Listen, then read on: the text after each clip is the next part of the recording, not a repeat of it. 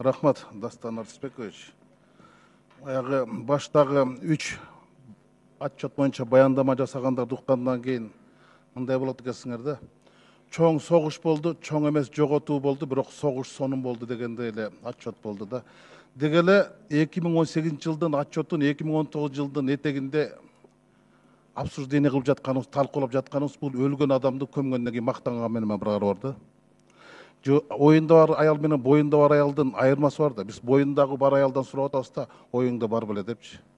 Анан биз өнөкөткө айланды да, отчет бергенде эле 2017 жылга салыштырмалуу 2018 жыл мынча өсүш болду деп. Эмки жылы 2019 жылдын отчетун алганда 2018-ге салыштырмалуу мынча өстү депчи. А бирок бюджеттин аткарылбаган аргументтери жөнүндө айткан жокпуз да.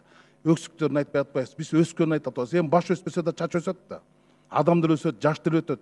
А биз аткарылбаган сөздөрдү айтпай атабыз. Эми Мухаммедкалый Дүйшөкөевич, сиз ошол 2018 жылы чоң иштердин аткарылганын айттыңыз. Бул көчмөндөр оюну менен Чыңгыз Айтматовдун мааракесинин аткарылганын айтып атасыз. Туура. Бирок ошол аткарылбай калган бир иш бар. Сиз өкмөт башчы болуп турганда Чыңгыз Айтматовдун 90 жылдык мааракесинин уюштуруу комитетинин төрагасы болгонсуз, мен мүчөсү болгом. Ошол жылы Сооронбай Шарипович Чыңгыз Айтматовдун кичи мекени Шекерге барып тапшырма берген, Дастан Артысбекович барып капсуласын салып берген. Анан сиз 31 миллион сом берип 62 миллион айлык иши берилбей турат да. Анан биз аткардык деп атабыз. Ошол эми Чыңгыз Айтматовдун 90 жылдыгындагы аткарылган иш аткарылбай калбадыбы? 50% алып калды. Быйыл бир тыйын берген жоксуңар. Анда эмнеге айтып атабыз? Чоң ишти аткардык деп.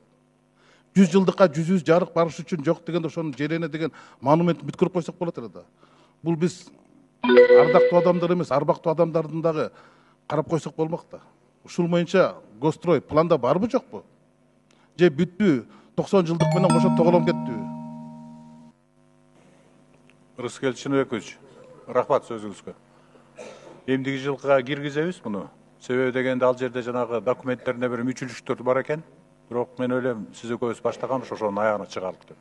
Рахмат. Быйыл берилген, ал жерде такыр берилбей калган жок. 6 миллион берилген. Бирок мен ойлойм ал жетишпейт. 20-жылы чогуу мен ойлойм күзгө чейин бүтүрүп бир барып ошол жерден карагандай болобу. Рахмат.